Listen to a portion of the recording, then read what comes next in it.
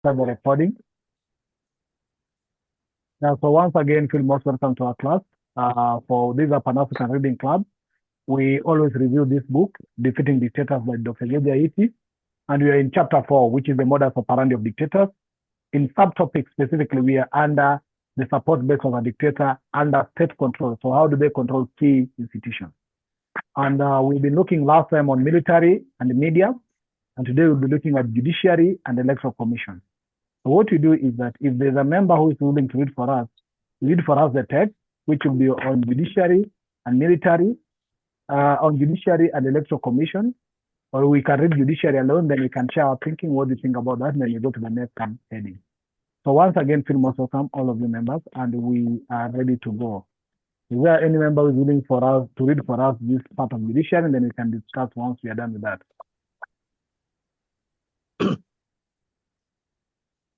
I'll volunteer to read then. Thank you, Tisama. Please go ahead. Give me 1 minute. I just need to have a... Well, am I reading for Cowing the Judiciary? Yeah, we are reading from Cowing the Judiciary. That's where we start from. Excuse me. Cowing the Judiciary. A despot needs the judiciary for several reasons. I'll join you back soon. It's okay, brother Ephraim. Okay. I have a call from the US. I'll join you guys back. Excuse me. A despot needs the judiciary for several reasons. 1, to enforce his dictates or decrees, even when they make little sense. 2, to give an appearance of the rule of law. 3, to block or repulse any legal challenges brought against his regime. 4, to jail opponents of the regime. To achieve these objectives, the despot may dismiss, jail, or order the murder of judges who dare think independently. In Zimbabwe, judges can be discharged or transferred for political reasons. For example, in February 2002, Justice Benjamin Paradza was arrested after an unfavorable ruling against the Mugabe government. Other examples of intimidation of the judiciary follow. Okay. How do you say that? Kyrgyzstan, I don't know how to pronounce that. How do you pronounce that word? 5 Kyrgyz judges were fired for a variety of misdeeds, ranging from bribery to gross violations of the law by the despot. Kurmanbek Bakiyev on November the 12th, 2008. Venezuela. When Judge Maria Lourdes Afuni issued a ruling in December 2009 that displeased President Hugo Chavez, he did little to hide his anger. The president hinted on national television that in earlier times she would have been put before a firing squad, and he sent his secret intelligence police to arrest her. They put the judge in a cell near more than 20 inmates whom she had sentenced on charges like murder and drug smuggling. Pakistan is one country where the judiciary has fought back ferociously. Its governments, especially the military ones, have a particular dislike for the judiciary, falsely believing that judges are always engaged in conspiracies to undermine and weaken them. But their attempts to cow the judges have invariably failed. The former military dictator Pervez Musharraf sacked more than 60 judges under an emergency order on November the 3rd, 2007, as the Supreme Court was set to rule against his election to a second presidential term. But that move triggered a political uproar forcing him to resign in August 2008 to avoid impeachment in Parliament by parties in the coalition government. The sacked judges were reinstated later. Thank you. Thank you. Let's pause there before we go to Electoral Commission. Let's reflect on the judicial systems that exist in our continent today. Whether do we feel they're really free or they're under the dictates of the dictators? Of course, we are told that the dictators may need judiciary for those 4 reasons: to enforce his decree, either to make it appear like he respects the rule of law, or to block any legal challenges against him, or even to jail his opponent. Is this the common trend in the continent today? I'll start, for example, in Kenya, our judiciary has been mixed in terms of their reaction. So at some time we, like in 2013, it was the Chief Justice of the Supreme Court who was actually, was bribed by the former president and the current president, who were then victims of ICC, because they were accused in ICC after the post-election violence in Kenya in 2007 for having been engaged in the mass killing of people out of the post-election violence. So the former president and this president, current president, William Ruto and Uhuru Kenyatta, are the prime suspects. In fact, their lawyer, the lawyer of this current president, was called Karim Khan. Karim Khan is the current lead prosecutor for ICC. He is the one who represented President William Ruto by then to win a case in ICC. Now, what happened is that they didn't win a case. There was lack of evidence. And it's because witnesses disappeared. And you know, disappearance means they were dead.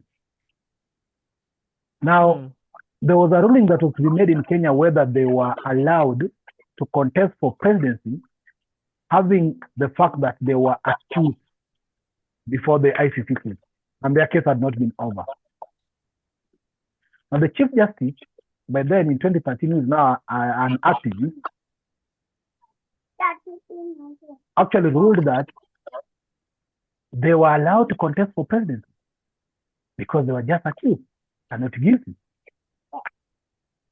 That flawedness in his ruling was believed to have actually been bribed or triggered by corruption, because he couldn't and he shouldn't have allowed ICC suspects who were engaged in criminal activity of post-election violence to run for presidency and a deputy president. And that allowed former President Uhuru Kenyatta and the current President William Ruto to run for presidency as a deputy president and a president. And then they whipped the mass of sympathy because they said that they were being accused and they were not actually the people behind. And they then whipped their tribal emotions, and their tribes voted them in as a way to save them from ICC again. That was seen to having been an issue that was either the judiciary was bribed or used. Now, in 2017, when the two, now the president is Uhuru Kenyatta and the deputy president is now William Ruto, the current president, they were contesting against Raila Odinga for the 2017 election. The cases were taken to court that the election was not fair or free and fair. And it was for the first time, I think in many of the African countries, that a chief justice, by that time now a new chief justice, who is now even contesting for presidency, ruled that that election was not fair and for the first time nullified the presidential election. So the president's election was nullified in 2017 due to corruption and some other cases. At least there, the judiciary also appeared to be in favor of the citizens, and the citizens appraised the judiciary, especially the chief justice. And what happened, there was a repeat election, but the president was frustrated. But he said, in fact, he came out drunk. People believe that he could smoke and drink. So he came out in one of the rallies, very drunk, in a manner that was not very honorable as a president. And he talked in a rally that he has listened to the judiciary, but he has just respected them, but he will never forgive them. So he accepted the ruling, but he ensured that he did not fund the judiciary for his period, second term from 2017 to 2022. He denied judiciary funds, he cut funds for judiciary, he refused to appoint some judges to the judiciary. So basically frustrated judiciary. So his second term was purely battle between the judiciary and the president, the executive. In fact, at some time, the judiciary even proposed, the Chief Justice ruled out, called for a press briefing and said, the law says that the parliament should be constituted of 30% women. Not less than 30% women should be in parliament. And because the parliament at that particular moment and even up to now had not been constituted in a manner that the law requires, the Chief Justice said that then the parliament should be dissolved because it doesn't respect the constitutional representation matrix. That struggle went on like that. But the deputy president at that time, who is now the current president, is actually, been on some records, believed that he was so much annoyed with that ruling of the judiciary, and even he almost abused the president for accepting to respect the judicial ruling. Now, in 2022, when an election took place, the opposition went back to court again that the election was stolen. Now, at this particular moment, there was a new Chief Justice again. So they always Chief Justice towards the election. They always change the new Chief Justice towards the election. There was a new Chief Justice again. This time around, a woman. When the opposition party went with the evidence support to challenge that election, the judiciary makes, the Supreme Justice Court makes ruling on the majority. But this Chief Justice said some words that will appear to be actually bribed. And it was on record that it was rumors that the president, who is now the current president, had bribed the judiciary to uphold his win, his election win. And the Chief Justice said that the evidence that were given by the opposition were rumors, goose chase, and hot hair. That was an unprofessional way to decide the ruling or the weight of a case. So that time, it was believed that then the president had bribed the judiciary to get himself in. And all along, even now, there are some times whereby the president gives the order or the judiciary gives the order the president doesn't respect. There's sometimes when the president violently goes straight forward not to respect the judiciary. So basically, what Dr. Yates is describing here, I can say is still available in Kenya today. It's still relevant in Kenya today. I don't know what you think from your side. Any reaction or any comment on the same from you, where you are or where you come from in Ghana or anywhere? Do you think this is still also the case of the control or the capture of the judiciary? Sister Rama or Brother David, any of you want to come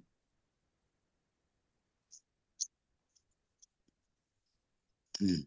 Okay, then I think I have to join in here and give you my my experience, also my advice to you. 65 years in Africa, I can say that, and then 45 years in Europe. Here, I'm 65 years old. I'm a Pan-African, I stand one. The story that you are telling us is not something new. We know that it has been happening in Africa all over. And in particular in Ghana, right now, even the judicial, we have a big conflict over there. What can I say? Power. The word POWER is very, very serious. And we have to think about it. Professor Lumumba have educated us about all these issues. You know it already, my brother, and I know it. And most of us also know it. So the question is, how can we do against such kind of political maneuver? Yeah, it is a big issue that we are facing. It's not only in Kenya, it's not only in Ghana, all over. They are doing it all over and over. And what about the dictatorship that you talk about in Kenya, in Togo, in Cameroon? A 92-year-old man is still wanted to chase power. So the question, the German will say, Antwort. The answer here is that we as Pan-Africanists, we don't have to to let people tell the people that black is white or white is black. We have to let them a spade is a spade, but not a working stool. So once we have understood ourselves that we are fighting, and putting our legs down to fight against imperialism and dictatorship, I think is the right cause. But inwardly, I'm talking about inland, we have a big issue to handle over here. And the issue that we are handling about is our system, the system itself. I don't trust the military. I don't trust the democracy in Africa. You know it already. I am not the only one to come and tell you. All of them are being dictated from outside. So what is the way forward? I'll leave my question over here, and then let's see what perhaps you have for us. Thank you. Sister Amma? Well, I think David's question is a very important one. What is the way forward? But just to widen it out a bit, and we do have a massive problem in Africa, but we should also realize that manipulation, let me use that term, of the judiciary happens outside of Africa as well. I mean, if we look to what's going on in the United States at this point in time with their president and the way that president is manipulating, ignoring, overruling, or trying to, the judiciary. So I think the question that David has left is us with to consider is very important. Doesn't mean I necessarily have the answer, but that's maybe something we need to think about. I mean, it is very important that under whatever system we have, that we have an independent judiciary who is able to make decisions and choices which will challenge the regime. I mean, I think one of the things which we have to bear in mind is that a regime or a leader can come in on a very progressive ticket, but things happen and that sometimes they change. And that's the importance of having a very independent and objective judiciary, which is outside of which makes decisions outside of outside of the regime or the government. Probably I'll stop there. Yeah, at this particular moment in chapter 4, Dr. Eti is trying to give us the symptoms of a dictator and how they operate. In chapter 5 actually gives now big solutions to this, but we can still think about it. I think I was engaging one of my friends came in who is running for magistrate. He wanted to be a magistrate or a politician. And he asked me whether should he go for a magistrate or go for politics. Because there's a feeling in my country that we want to fix the politics, the Gen Zs and the younger people, my fellow age mates. But I told them that, it's not only the politician, the member, or the legislature, the MPs. The whole system needs to be fixed. And that means that we need also to have good men and women occupying the judiciary, good men and women occupying the parliament, good men and women occupying all sectors. But again, as you're saying, is that we need to have an independent judiciary for our state to function. But how independent can be an independent judiciary be? Because even the election commissions, they are called independent, but how independent are they in reality? And the issue is the first thing that makes judiciary be independent is resources. So if there can be an allocation,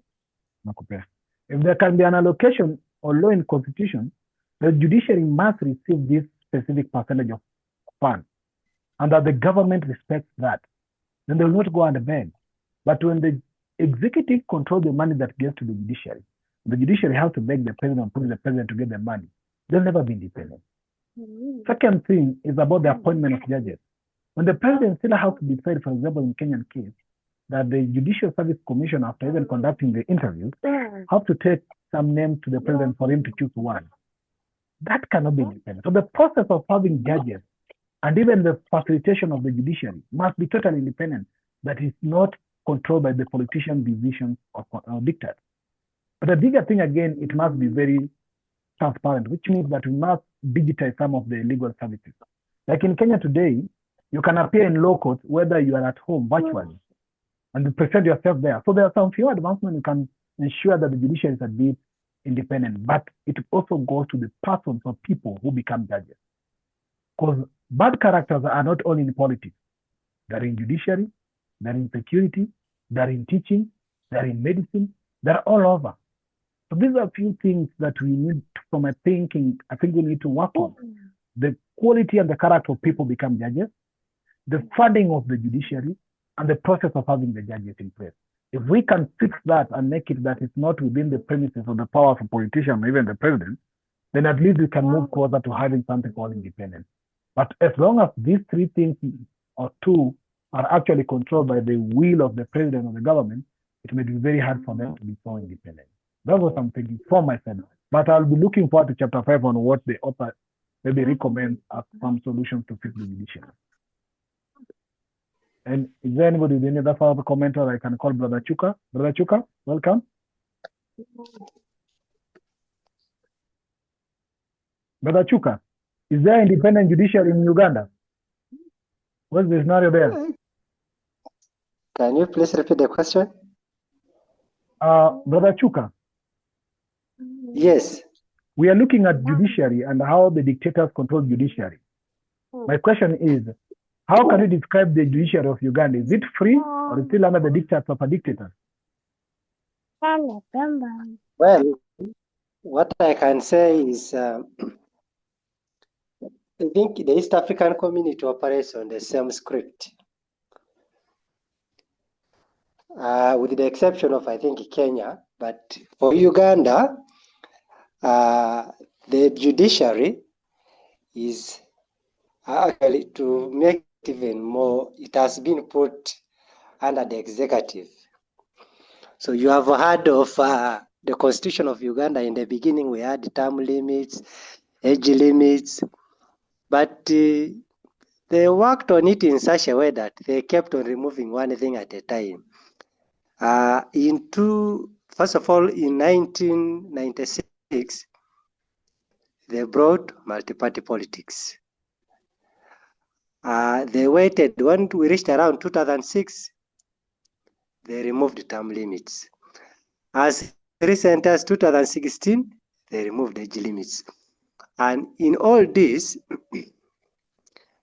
the judiciary never came out, even when people ran to the courts to challenge some of those decisions. The courts never pronounced themselves in any way. So that clearly says a lot about Uganda, that yes, the institutions are there, but they are not performing the role they are supposed to perform. You have heard of the 2006 presidential election petition, whereby the courts found irregularities. But when they were making their ruling, they said the evidence was not substantive enough to overturn the results. So that means the judges were operating under fear. And of course, we have heard of judges who have had to go for exile because of disagreement with the regime and so forth and so forth. So these are all indicators that the judiciary is not free. We have the most recent case of Uganda People's Defense Forces. There was an amendment they wanted to pass. And yes, when the Supreme Court pronounced itself, from the constitutional point of view, the action on the ground was actually totally different. And we're like, you mean we no longer have independence of the three arms of government? Whatever Parliament has passed is final. No need for the Constitution to review or whatsoever. So I think you're one of the guys who is following the issue of the famous opposition leader, Dr. Kizza Besigye. Yes, the issue of Dr. Kizza Besigye, the courts have pronounced themselves, but the man has not come out or has not been granted bail for reasons which are beyond some of us our understanding, only maybe with the state. I beg to stop here for now. Thank you. Thank you for sharing. That's what's going on in Uganda. So in Uganda, there's no independent judiciary. The judiciary is in the pocket of the dictator. And the dictator does not respect the constitution or the law. And when the dictator fails to respect the law, what do people do?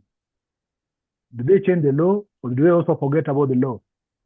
Because especially when people take oath using the constitution to protect and abide with the constitution, and then when they get to power and court give orders and they don't follow, as president, they expect the citizens to follow court orders, but them as politicians don't want to follow court order. What happens in that scenario? Let me hear from you, Brother Kwago. What's the state of judiciary in your country? And is it really under the dictates of the dictator, or is it a free judiciary? Brother Kwago? Greetings, great people of Africa.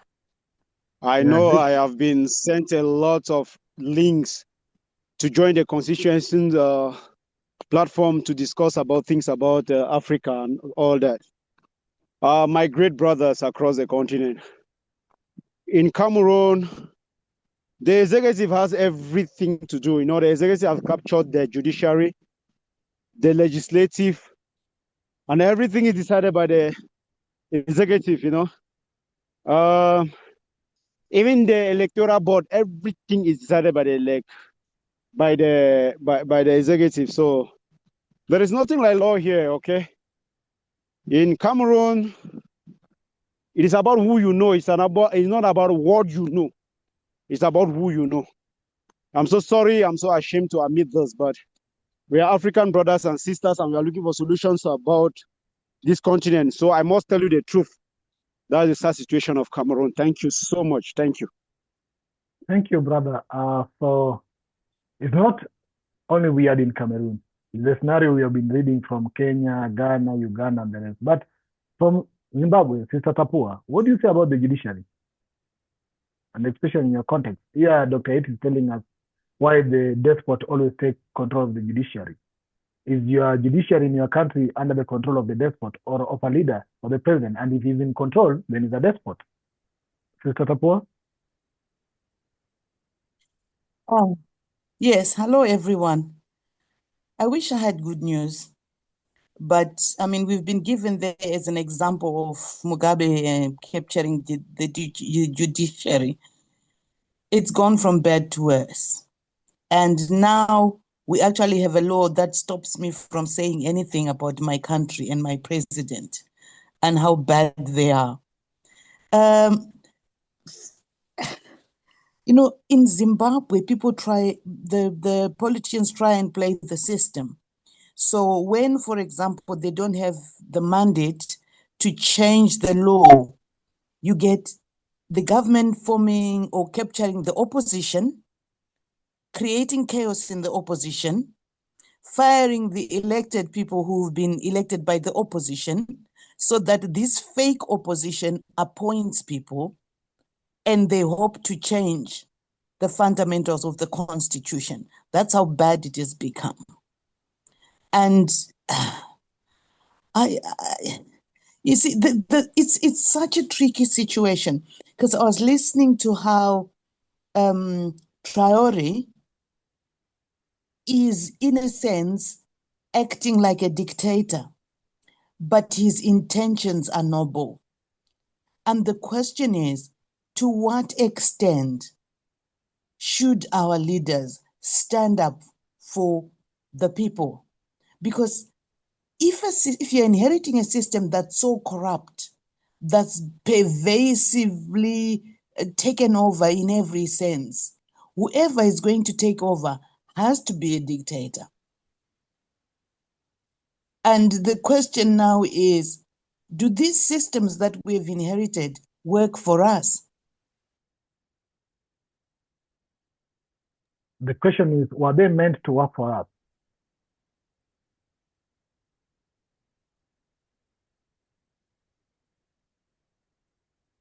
I think that's a very important question to start up for, because if you look at it the way you're saying,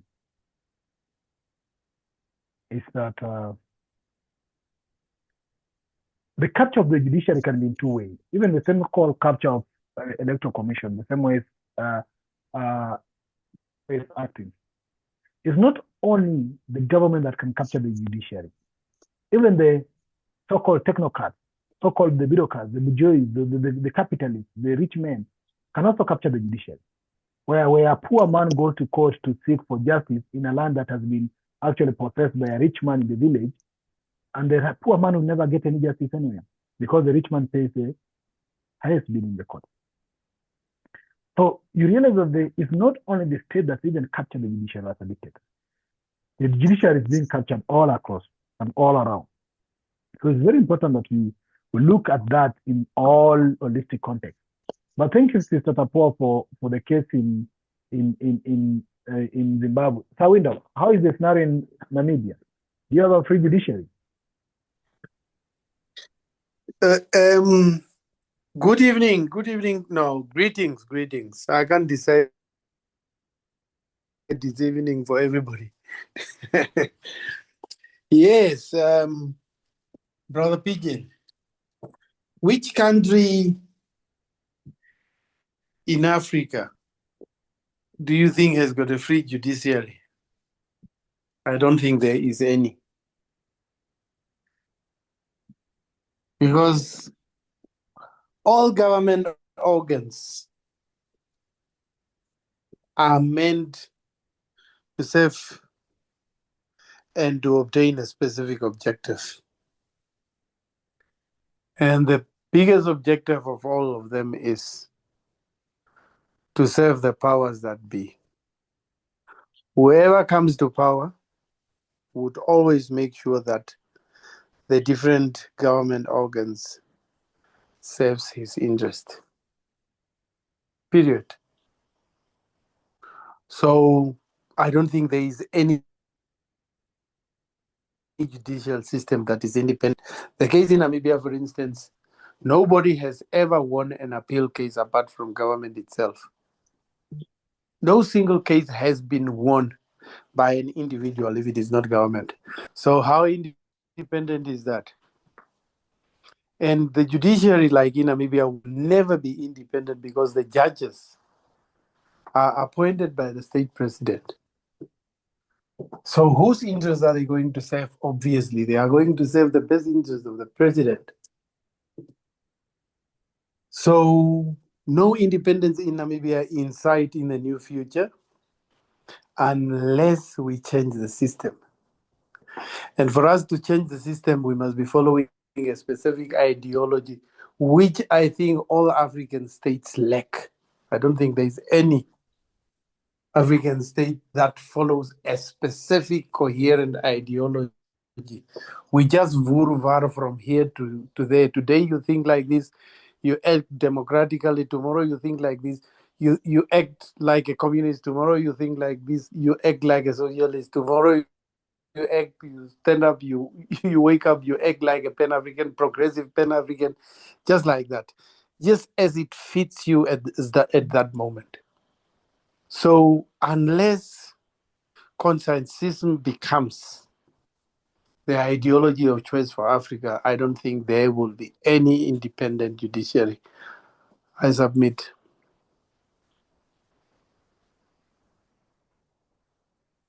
Thank you, Sawindo, for that. I was trying to look at the Constitution of Kenya and a specific element of what it talks about. Well, I'm not trying to pacify Kenya bit, but there's a bit element of some progressiveness, just that even if the court make the ruling, which can be independent ruling, do the president obey that? Because as I've said, like recently, when there was these issues of kidnapping and state torture of the young Gen Zs, the court made a ruling. I think it was in a simple where one of the young man was kidnapped or abducted, and the government went there to claim that they don't know where the young man is. The judge just said very straightforward in their eyes, I don't want drama with you. I don't want to entertain any form of drama you're trying to bring in this court. Produce the young man. You're a director of criminal investigation, you're a police officer, to know where everybody in this country exists. And you can't tell us that somebody disappeared in your radar without you knowing where the person is going. Simple thing. You want the young man to marry the court. And then it happens simply that then there's a process where this young man came to exist. He came from somewhere. The judiciary has nullified the financial bills in this government. It has nullified the presidential decisions of recently, even to appoint cabinet assistant secretaries. And the previous government tried, this government tried, the judiciary refused. The judiciary, even in the previous regime, nullified the process of changing the constitution that was started by a president. And they said, the president in his capacity does not have power to initiate any constitutional reform in this country. That's according to the constitution. He's a president, so he cannot claim that he wants to start a constitutional change in this country. That process had costed 10 billion. And the judiciary said the president should be held accountable to pay for that money. So we have seen some elements of both progressiveness and sometimes control of the judiciary in our country here. Because I remember the famous case again is when the president appointed the Electoral Commission. The court said they should stop it first, not according to law. When the president tried to introduce even this housing levy and changes, the court said no, there was no public participation. But I wanted just to bring briefly the context of what the Constitution of Kenya says, which many other constitutions say the same, but sometimes it's not in practice. In the judiciary, it says that judicial authority is derived from the people and vests in and shall be exercised by the courts and tribunals established under this constitution. In exercising this power, the courts and tribunals shall be guided by the following principles. 1, justice shall be done to all, irrespective of status. Justice shall not be delayed. Alternative form of dispute resolution, including reconciliation, mediation, arbitration, and traditional dispute resolution mechanisms, shall be protected in this constitution and promoted. The justice shall be administered without undue regard to procedural technicalities. The purpose and the principle of this constitution shall be protected and promoted. It also recognizes the traditional dispute and says, traditional dispute resolution mechanism shall not be used in a way that contravenes the Bill of Rights, or is repugnant to justice and morality, or results into outcome of repugnant to justice or morality, or is inconsistent with the Constitution of Kenya. Then it talks a bit about the independence of the judiciary, and it says, in the exercise of judicial authority, the judiciary, as constituted by Article 161, shall be subject only to this Constitution and the law, and shall not be subject to the control or directed of any person or authority. The office of the judge of a superior court shall not be abolished while there is a substantive holder of that office. The remuneration and benefit payable to or in respect of the judges shall be a charge on the consolidated fund, and they have refused to take it to consolidated fund up to date in this country, so that it's no longer at the dictates of the president, it's under the consolidated fund. Subject to Article 168b, the remuneration and benefit payable to on the respect of judge shall not be varied to disadvantage of that judge. And the retirement benefits of a retired judge shall not be varied to disadvantage a retired judge during his lifetime of retired judge.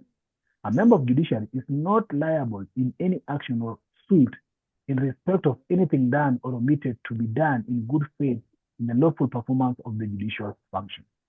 Those just briefs of text that exist in many other documents, but it's not followed in most of the scenarios. So that's what I want to say a bit on judiciary. Maybe we can look at the Electoral Commission, but somebody can, if anybody has something to say on judiciary, we can. We have heard from Kenya, we've heard from Cameroon, we've heard from Uganda, from Zimbabwe, from Namibia, from Ghana. Basically, there's nothing like an independent judiciary anyway. Brother BJ, do you think that long recitation that you have recited to us means anything? No, it doesn't mean anything to president. Doesn't mean anything to the country. What it means is what the president dictates. And he uses coercion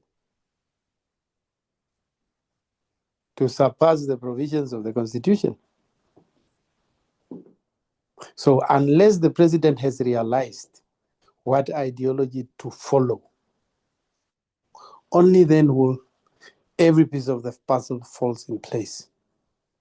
Otherwise, everything else is to serve at the whim of the dictator. Doesn't matter what is written anywhere else. So start with the dictator himself, take him out of power, and everything else will fall in its place. Otherwise, all those nice constitutions and all those nice provisions are just white elephants because they are not there to serve the whims of the dictator. Thank you. But I think it also depends on how strong or how is some of the judge. Because, for example, I've told you the previous judge in this country actually nullified presidential elections, nullified presidential referendum initiatives.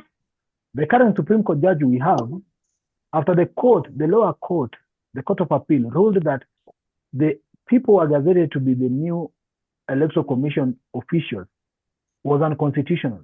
In fact, when the ruling was made that date that the gazettement was unconstitutional, the next day in the morning, the Chief Justice, who is the President of the Supreme Court, was there with the President to swear in those commissioners. So sometimes, again, it depends on the conduct or how strong or how integral are men and women who hold those judicial commissions. Because there was a man in the last regime who did everything to protect the Constitution as much as the President did not respect it. But he could not actually bypass nullification of elections. It was nullified and it was repeated. He said the parliament should be dissolved, they never respected. But as much as they could not respect it, but he stood up to give some independent ruling. So whether it was respected or not, it's also something we need to discuss. Because when court gives orders, if it is not followed, how is it helpful? If it's not enforced, it's not helpful. Those things need to look at. But let's tie the Electoral Commission to this conversation. Just a bit as we continue this conversation. Let's see how the Electoral Commission are also being fixed in this country, in Africa, and whether we have democratic or actually any free election anywhere. So anybody who can read for us this part of fixing the Electoral Commission, then we continue this conversation after.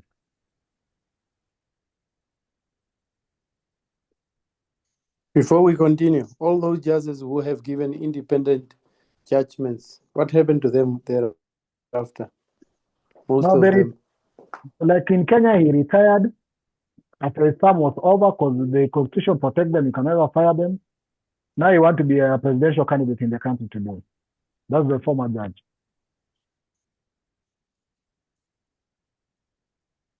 Thank you. Most of them disappear or they come near death or they die. No, the people who hold this Electoral Commission are the one who disappear most of the time. Can somebody read for us this part of Electoral Commission? It's very interesting. And you think that it is? I'm David here from German Radio Africa. I've told you that I've been following this whole issue about African politics. But I got to be frank with you. You're doing a great job, and I love it. Maybe the new generation may got to know the genesis. I mean, I'm in the beginning of the whole show. But the thing is that we talk about colonization and decolonization, and we come back to the same topic of judicial, electoral commission, financing, economy, and all kinds of stuff. We learn all these things from the imperialists, quite unfortunately. So once we are under their education, teaching us, and we try to bring in what we have, as a PLO, Professor Lumumba used to tell us always, that we're trying to bring in the old stuff to the new stuff and mingle it up. But the moment we realize we are zero, and the same thing that we are talking about, if you ask me right now, what have I learned from you, this conversation right now? It's just accusation, and all kind of stuff over there. But the point is that we are losing and wasting our time handling over unnecessary issue. We have to take the bull by the horn. That's all. We are Africans. We have to now. What I want you people to do, those who are listening to you, listen to your education, is that go back to the framework. How can we Africans be independent of our own? Before they came in, we have our judicial system, or ally. We have the kings and queens giving us instructions and things we're moving on. All right. So all that I want to let you know is that we have to go back to the roots and then educate it, equip it very strongly. I am here for 40 good years or 45, I can say. Nothing that we've learned here is better for us down there in Africa. We are confused and we don't talk about these things. These are it's a West Kwame Nkrumah, like you're talking about Kwame Nkrumah books and all this stuff that we are learning right now here. I love it very well. I'm a Ghanaian. But I've been not until that I came to Europe yet, I got to know that what Kwame Nkrumah was teaching was the right thing, because I am an Ashanti. Most of the Ashantis they don't like him. But I came here and read his book, and I know that the guy he got something better for us, for we Africans. What my advice to you, my second time here joining you, I will let you know. I just want to let our listeners to know that hey, if we are an African, forget about the education, all those, even most of them have educated. They don't get a job to do. And if a politician have money, he just give me a small offer, he just, obey the instructions and do what is against the Constitution. So there have been amendment upon amendments on our Constitution down there in Africa, and it doesn't work. New king, new laws. I am from Ghana. I don't want to bring in many negative things that we've realized before this new government has taken over. But all that I can tell you is that we as Africans right now, in my experience here, in Europe and in Africa, 65 years in experience, what I would tell you is that please, let's try to give dedication to our children to go back to their roots. Give them the story that their old mothers and grandmothers used to tell them. Educated, put it in a book and let them enjoy. Because if you go out, you're talking about judiciary, you go talking about the electoral system, fuck up. What kind of electoral system do we have in Africa? We don't have it. I'm sorry to be aggressive here, rather here. We don't have any electoral system in Africa. It is the government. Look at the story in Togo. Yet the man left. He gave the dinner. It's a dynasty. He gave it to his child. He has taken power. Nobody can. If you do that, they will kill you. Go to Cameroon, my brother from Cameroon. You know definitely that what I'm telling you is the truth. In Cameroon, this guy, look at 92-year-old man. He still wanted to in Uganda, the same fucking shit. All that I will tell you is that, my brothers and sisters, let's go back to the table and then draw a different concept altogether so that we can develop it and let our children know that Black is Black, African is for Africans, and Africans, we have our history before they came in. Forget about what they brought in, and that we come here or in Europe or over everywhere that we've come to learn.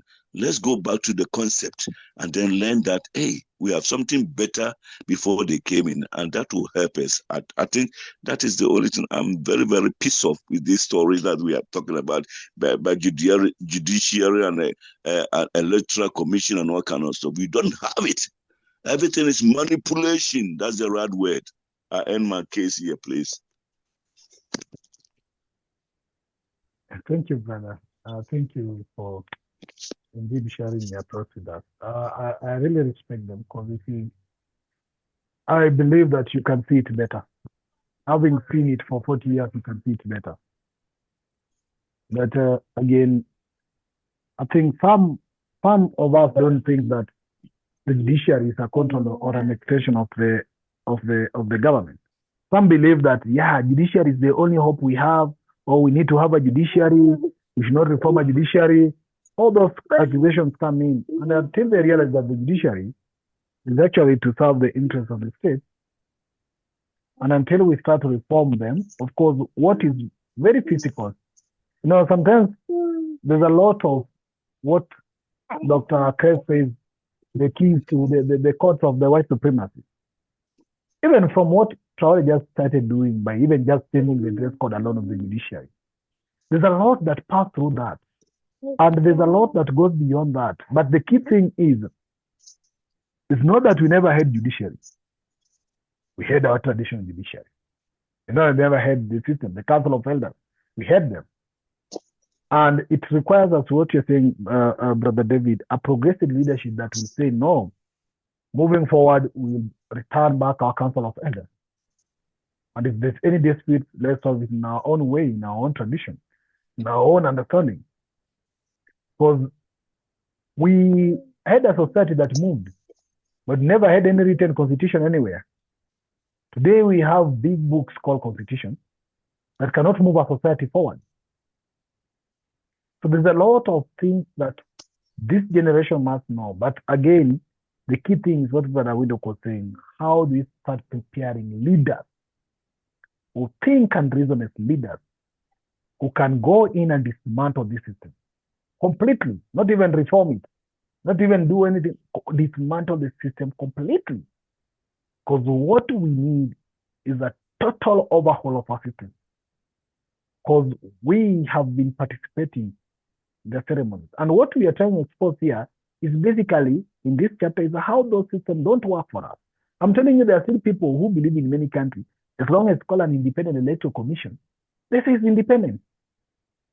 And if you want to tell them, change that and do something else, no, that's an independent commission. There's some people still believe today that the court will serve their interests. Even in a village where they don't have money, they still run to court when they know very well that the court will not serve their interests. And this can set up because it's about how much you have, first of all, to pay for a lawyer, to pay for a judge, to pay for a ruling, and those kind of things. So by learning these practices and enabling people to see it in an informed perspective, makes them start appreciating the need to change them. But if somebody doesn't see anything wrong in a system, even the need to change it doesn't appear to him. So what we are actually exposing in this particular chapter is about what is the dictators' model of operandi. How do they use that system, which you think that is there to serve you? How do they use it to serve themselves? In chapter 5, it brings now, how can you help yourself out of that system? In chapter 3, in fact, the author wrote us very extensively on indigenous system of the society.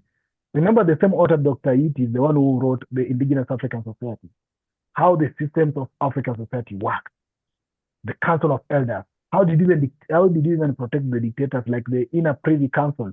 The Queen Mother was responsible to ensure that the son is not a dictator. And if the son is a dictator or a king, he was to be punished for that. So we have gone through this, even the land ownership. That in Africa, there was no private land. So if somebody asks whose land is this, it was nobody's land. It was everybody's land. But when they came, they realized it was everybody's land. They decided not to take it. So all these, we've been moving forward to understand something that many people don't believe. Many people don't even believe that the land was for no one. They said everybody had their land. That land belonged to this community. But these are systems that we must realize, because that's where we want to go back to. So we cannot go back to where we don't know. So we must learn, and that's why we started with where we were, what is wrong with what we have today, and how do we go back to where we are supposed to be.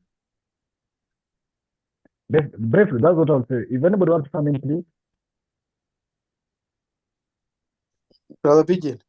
Yes. If us at CSG cannot see the agency for us to act aggressively, then the ordinary people will take 100 years to want to make the change that would work best for Africa. If you have a tire with a tube, you only patch it twice. If it has to be the third time, it's time that you realize that tube is used by date. And the best way is to get a new tube altogether. No patching. Our systems don't need patching. You patch the judiciary, and then you must patch the legislature, and then you must patch this, and then you must patch the other. It needs a complete overhaul, like you said, a complete new system with complete new leaders, with a new vision of conscious system that will take Africa out of poverty. Simple. Anything less than that is going to take us 100 years. Brother Windhoek, I And appreciate that's you why for the guys who have this, that's why the guys who has designed this unification of Africa 2063, they knew what they were doing, and we shouldn't fall in their program because we didn't design that program together. We have to design our own program that will work tomorrow. We don't want things to work after 100 years. We want things to work tomorrow, as in tomorrow, not after tomorrow. Thank you. Thank you, Sir Windhoek. I will share with you a program. I think I've reached a level of where I sat down to design something like that. Because we need to be very intentional and very practical. So there's a program I've drafted already that looks to the other side of the leadership that I'll share with you. But it will take us to mobilize resources to execute it. Because one thing sometimes we are very good at is to discuss and talk. But when it comes to mobilize resources for action, we are very, very not ready for it. While many people, and those we are fighting against, have mobilized their resources to keep us where we are. They have prepared and invested there a lot of money to ensure that we are where we are. Because when we are here where we are, they make a lot out of it. But we who want to get out of this place are also not ready to invest a lot of our time to get ourselves out. We are not ready to invest our time to read much, to know the knowledge that is required. We are not ready to invest our time even to come here and see what is wrong and correct it. We are not ready to invest our time to support in terms of financials, in terms of time, in terms of skill, but we are wishing that we are liberated. We are wishing that we are united. We are wishing that we are developed. So those are also challenges that we must face internally. So as we even learn what is wrong, we must also prepare to do what is right. And learning is the most important thing. I think Malcolm X says, before you become a leader, you must pick a book to become a reader. Because when you pick a book to become a reader, you understand what you want to lead. But if you don't know what you want to change, even if you become a leader, you change nothing. So until you study, understand, know the problem, then when you become a leader, you can come up with a solution. But if you know nothing, if your history starts with when Jesus came in, if your history of Africa starts when colonization and exploration come in, then you basically want to change the system because that's the history behind the system. So you'll always look at your personality, your history in the lenses of your enemy. And that's why education and educating ourselves, what Malcolm X said, that the most important thing is person who educates himself, not the person who go through education system, so-called the school, but he who takes time to educate himself, read and understand and be informed of what he wants, is a dangerous person than a person who has passed through the system of knowing and grabbing what is physics and psychology and education. Because if it changes tomorrow, you change your understanding. So these are very important need why we call people sometimes to come and learn. Because if you don't learn, what are you going to practice? What are you going to implement? If you don't learn to be a teacher, to understand physics, how do you go to teach physics? But here, as we invite many people, and I'm not having like a issue with this, as we invite many people, in my broadcast list for our meetings, we have over 300 people in the broadcast list. But somebody will tell you, no, why don't you move to action? So what do you want to act on if you're not ready to learn? And that is the problem we have in the continent. We are not deliberately putting our effort to strategize, understand, study, and come up with the solution. We are only ready to act, acting out of no information. And that's why we don't have a strong ideological foundation. And that's what Marcus Garvey says. If you don't have that, you're like a tree without deep roots. But if you have that, you're like a strong tree with a root that cannot be shaken. So we are in this competition. Some of us are in a hurry to do action. Some of us don't have time to study the process first. Some of us say we have studied for long. Some of us who have studied for long, some of us are not ready to make the action. You have studied, you fail it. You know what is wrong, you fail it. You don't want to do it. Some of us want to do it and they know what is wrong. So we are in a balance anyway. But let me not take much time. Let me take some 2 comments. If you're able, we just read this electoral commission, then we just end our class for today. But any comments can come in on this. We are moving away from the judiciary, but I'll allow any to comment on the same. Brother David? Yes, I am here. I'm listening to you. I'm quite unfortunately, I just want to let you know that the story remains the same. The judiciary, the electoral commission, and all kind of stuff that we are talking about.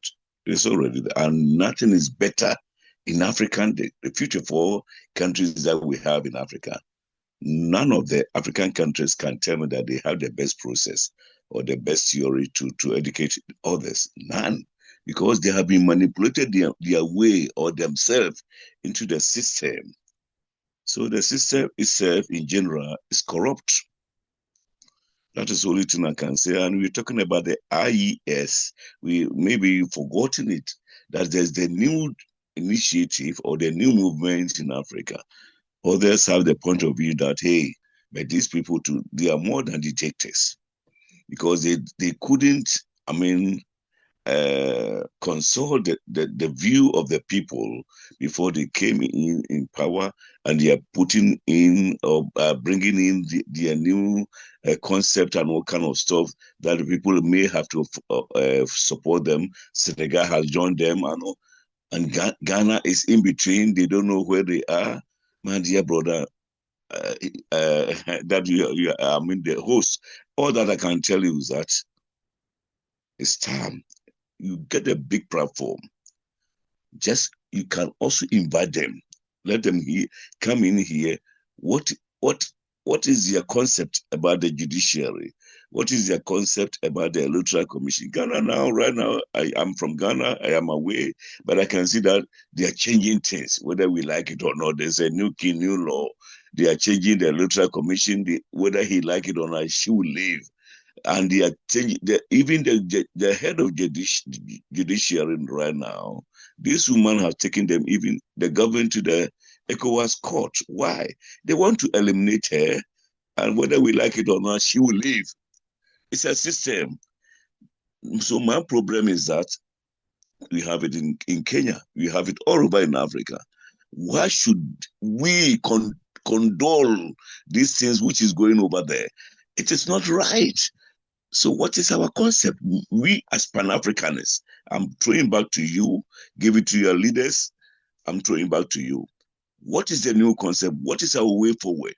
What can we do to educate the new generation, to know that, hey, we have something that they don't have, but they have picked up the best among us, their foreign countries, like Benin Spear and all of them. They said it, they took away the best people from us here. They brought us over here. We learned something and we are back.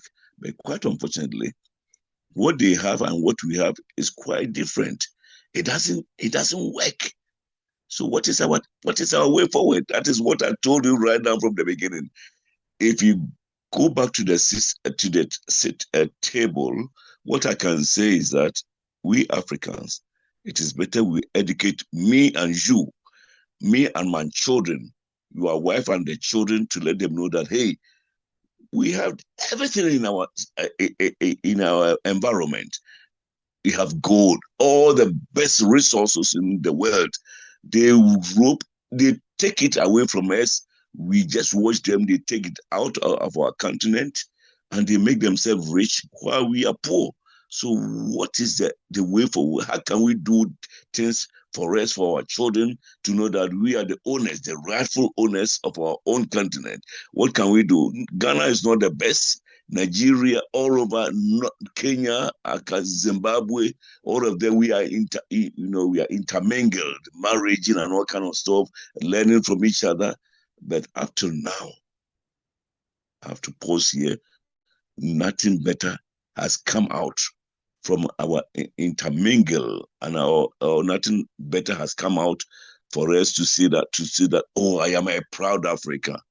I am very, very, very, very sad to let you know that I've been here for almost 45 good years, but I have nothing proud to tell my people. The only thing I can tell, oh, I am the organizer of the Radio Africa. I am the organizer of the African Coach Festival in Germany here. It is nothing. We have something better to organize than there. We have something better to organize ourselves as we, even if we are 7 people in the platform right now. Before we go to our bed, what we can tell ourselves that today we've got something new. We don't have to follow the old system. What can I do? What idea? Put it on your next platform and let's get a new ideas, new exchange of ideas. What can we do to develop this, our nation, Africa, and take it away from, we call it decolonization. How can we do to decolonize ourselves from this imperial system and put ourselves affront for them to come to us and let them know that we handle with them eye to eye, head to head.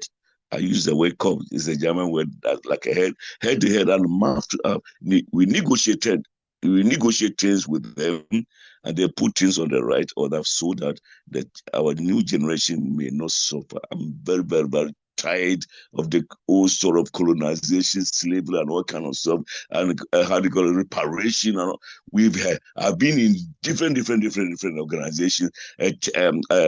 We sat on a table, and even if they are ready to pay the reparation to us in Africa, even in Africa, which country is going to take it? Which government? I don't want to go too deep, please. I just leave it to you. But it's a way to the wise. You are doing a great job. I respect that, my brother. You are doing a great job and keep it up. But keep it in such a way that don't go to the old system. I myself, I am away from that one. But the new generation should be in a concept of giving a new directions of how they can control themselves, their assets, their minerals, and their all about they want, even right now, beginning from Kenya, then to extend it to the rest of the African continent, please. I'm sorry. But that is the truth that I have to let you people know. We are wasting our time. I mean, talking about unnecessary things, because whatever you are doing or you are talking about, they are the same people working with them. They sponsor them. They got their sponsorship from them and all everything. So whatever you handle over here, it doesn't go anywhere. We are still with them, and they are manipulating things like they want it. But I am telling you, as an African, an Ashanti man, I'm telling you that it is nothing. The best thing that we can do is that we educate our children to get hold of what we have, our forefathers, our ancestors told us, the stories, and we keep it up. We build it up, and then we can, and that way we can get a strong defense on the continent Africa before anybody enter. You go to now Trump will tell you that if you want to come to Africa, to Europe, you have only just 3 months visa and all kind of stuff like this. But what about if they are coming back to Africa, or if they want to come to Africa? What is the concept on the table that you can tell them? I'm sorry, I just leave it here. I don't want to, and you won't get me any longer. I just want you to call me back again on the back doors. There are more on my chest, and I'll reveal it to you, please. Sorry. No, thank you. I'll send you a concept of what you are thinking. If you are ready to help us mobilize the resources required so that we can do that what is required. Because after everything else, what we require is to take over the power. Simple. Yes. Take over the power.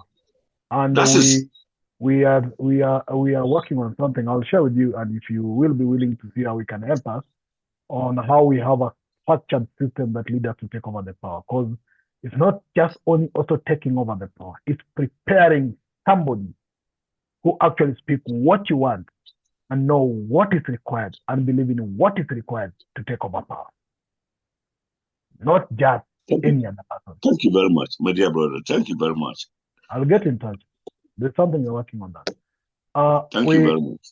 Thank you. I request that we just do this electoral part, then we end our session for today.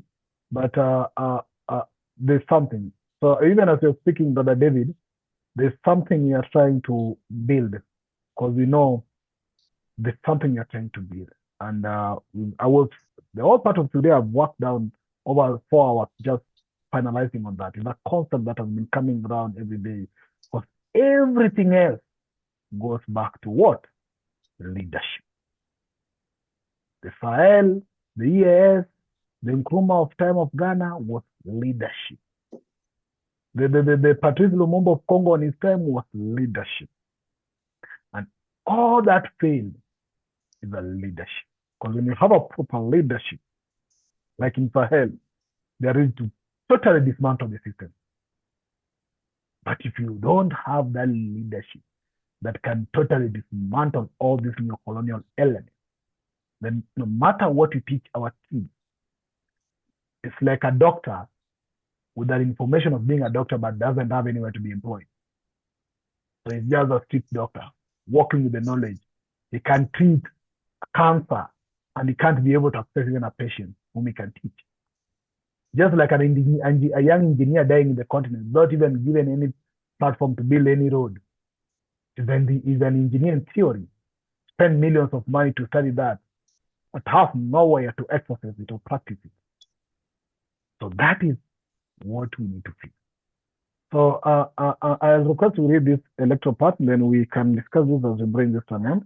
But even as we continue reading and discussing this, just know that we are not silently or blindly on one direction. We know what is more important and we're working something on it.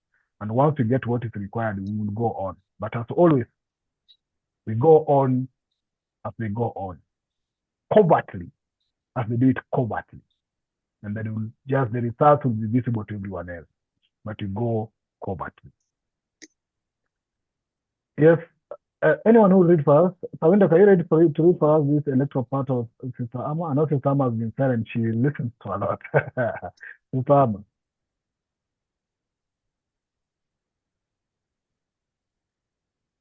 If not, I'll read just the electoral part. Okay. Now let me read the electoral part. They said that a despot may, of his own volition or under pressure from foreign donors, domestic opposition, or even civil society groups, decide to hold elections. And see why he decides to hold elections. Just to give a veneer of legitimacy or democracy to his regime. That's the intention why they decide to hold elections or call for elections. But in most instances, despot employs various states to rig elections and ensure their re-election. That's what you see all over. As noted earlier, Rwanda was set to vote on August 7, 2010. But even before the vote, preparation were being made for the September inauguration of President Kagame. Just look at it. They are supposed to vote on August, September, but already the preparation for the inauguration was already in place. So they just hold election to give a veneer of a legitimacy or democracy to their regime. Now, a free vote means that those eligible to vote are allowed to vote without any hindrance, intimidation, or violence. But despot cannot allow this because they know they can't win any free election. They can't. So every effort is made to game the electoral process and frustrate the opposition. Its supporters may be intimidated. Some of them may be beaten or even prevented to from voting by government. You've seen that. Government-sponsored tags. They may also find that their names are not even on the ballot register. Very often this happens. And that they are therefore disqualified from voting. A fair vote means that all parties, even those opposed to the despot, are given a fair chance to participate or compete. But again, the despot fears giving anyone a fair chance. Or even a level political playing field, because he knows that they will not win any election. So state-owned media may refuse even to carry opposition advertisements. Even political rallies may be disrupted by the government paid goods. In fact, in some countries, such as Myanmar or Burma, and Uganda, political rallies of more than 6 people are banned Imagine that is called a political rally, but if more than 6 people is banned. In addition, the names of opposition supporters may be purged from the electoral vote from the voters register, and the register itself may also be purged to the ghost names. There are more than 200 ways of rigging an election. More than 200 ways. Even if the despot allows a free and fair vote, he will always win, even though the vast majority of which people are fed up with him will always win. As Stalin once said, the people who cast the vote decide nothing. The people who count the vote decide everything. Very interesting. So the people count the vote at the Electoral Commission, often appointed by the despot himself and backed by his allies. Needless to say, ballot boxes are served with the pro-dictators' votes are taken to the post even before they open the already start. Opposition strongholds are even denied ballot papers, or the papers are sent they are late in the day. The vote count is not transparent. Figures are manipulated to ensure that the despot wins. For example, in 2002 referendum, on whether he should rule for another 7 years, Saddam Hussein of Iraq won 100%, 100% of the vote. There were 11 million voters, and every one of them voted for the president, according to that research. Then the vice chairman of Iraq Revolutionary Command Council, the government insisted that the count was fair and very accurate. Just imagine. For November 2010 election in Myanmar, Burma, the constitution was largely written by the military leaders to ensure that they would remain in control. As the Financial Times reported, a quarter of the seats in the national and local assembly were to be filled by military appointees, allowing the army to suspend democracy almost at will and to retain a veto on constitutional changes. The junta also sought to limit voters' choice on any constitutional change.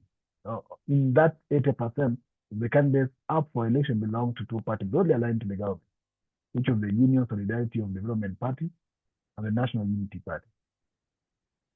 In 153 constituencies, there were no opposition or independent candidates. The junta warned group of workers in such places as factories that voting for a candidate not aligned with the government could mean the loss of jobs. Others were threatened with relocation by the Burmese Tamadao army unless they voted for USDP. 3 days before the vote, even the military even claimed to have won its first vote in 20 years. Burmese authorities barred most of international monitors, whether the journalists, from observing the election. A group of diplomats invited by the government to observe the process was led by the North Korean ambassador, of course. So that is the same story. Very interesting that a despot will never lose any election, and that there are more than 200 ways of winning an election. Farinda, what do you think about this? Yeah, that's what I said earlier. Don't patch, overhaul completely.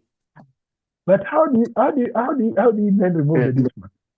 How do you remove the despot? How do you remove the despot? How did Traore remove that despot? Very interesting. The thing is to take power by any means necessary. Farinda, It's the only way that you can remove that despot. Yes. Is there any despot who has been defeated in any election? Can you hear me? No, never. Can you? Which one? I haven't heard of any. David, Brother David, you have been existing for over 50 years. In your entire life, especially in Africa, have you ever heard of any president who is a despot who has ever been defeated in an election? Brother David? Can you unmute yourself?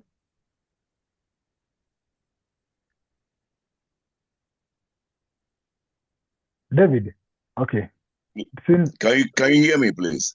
Yeah, I can hear you. Okay, good. Oh no, I've been listening to you. I've already told you we need a new concept. What you are doing right now is the best thing that we Africa has embraced and tap your shoulders.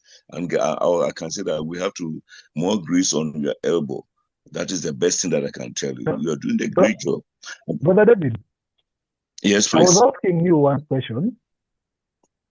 The author here says that there are more than 200 ways of rigging an election.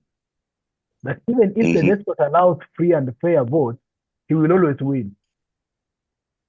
Now the question is, and what actually Stalin said, and he has quoted what Stalin said. Stalin said that the people who cast the vote decide nothing. The people who count the vote decide everything.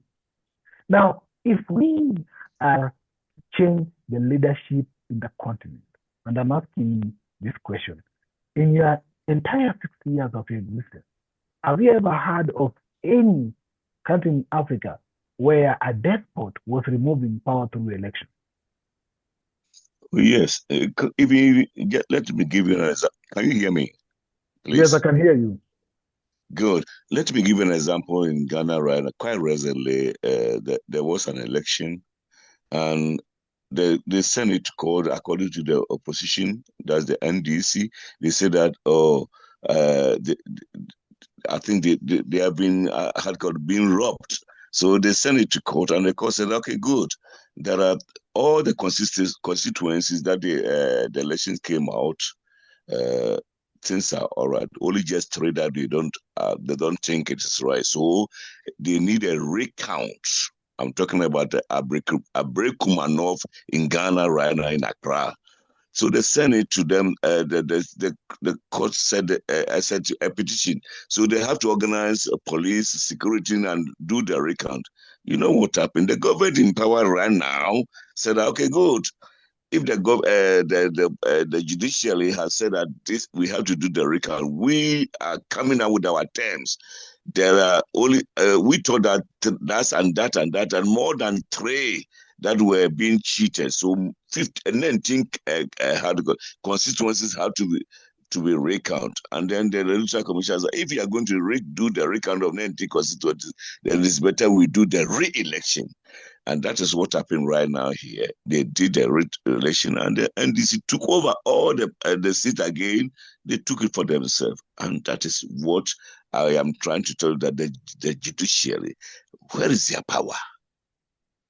They speak this, and the electoral body speak something out of in favor or not in favor, but the government in power will tell you that, hey, that is what we want. In reality, it had come back to 0, and now the new government have won the seat. It's okay. The Ghanaians are not complaining about that. And I just want to let you know that electoral commission, electoral process, judiciary, and even the third power, which is the strongest among them, you know it already. I don't want to go back to all these things. Nothing in Africa is functioning in favor of the people or the poor people of the African. They threw their electors just away. Nothing. They don't even think about them. So what I will say is that, okay, good.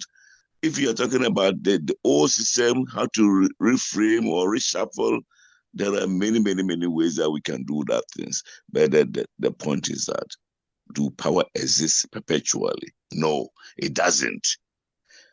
The only power that can exist perpetually in the African referendum or African, how do you call it, the new way of forming an African unity, you call it Pan-Africanism, but Pan-Africanism, even within the body of the Pan-Africanism, we have different entities. Some are fighting for they are fighting for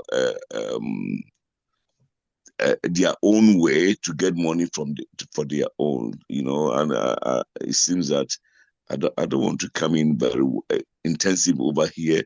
All that I can tell you is that we have really, as South Africans, a big problem to solve. And the best problem that we have to solve that is go back to the blackboard and then tell their children to go to learn about their African identity, how they were before the European or the foreign invasion.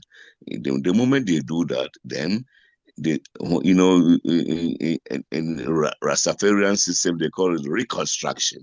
You know, go back to the board and then reconstruct things, how things went bad, and then how can you put things in the right way. So the right way forward, I just want to let you know as a brother, and in my right heart, is that let's do away with the old system and then continue or beginning. We have started already like we are doing. Let the children know where we went wrong.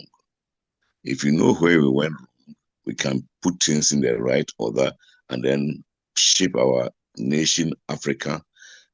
If you do that way, it won't be 54. Perhaps you will get more than 65, because according to the information that I'm receiving here right now from the Radio Africa Editorial Board, we have more than 10 countries that they are ready to join the African. They are islands. They don't talk about it.